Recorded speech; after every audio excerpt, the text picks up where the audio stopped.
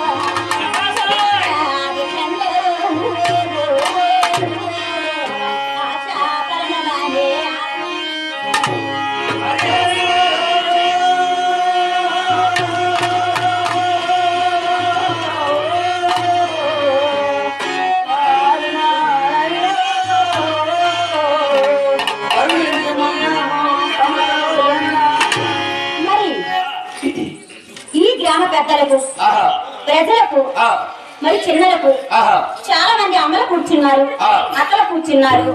వాళ్ళకు మన తోటి కళాకారులకు వీళ్ళందరికీ మన యొక్క వందనములు తెలియజేసుకుంటూ మరి ఈ వేళలో అనగా మన ఆంధ్ర రాష్ట్రంలో మరి ముఖ్యంగా మన ఉత్తరాంధ్రలో మరి 21 శ్రీరామచంద్రమూర్తి తాలూకా సంబరాలు చేస్తున్నారు కదయ్యా. మరి శ్రీరాములు వారి సంబరాలు, సింహాద్రప్పన సంబరాలు అంటే మాటల ఎవరికి సాధ్యం కాదు.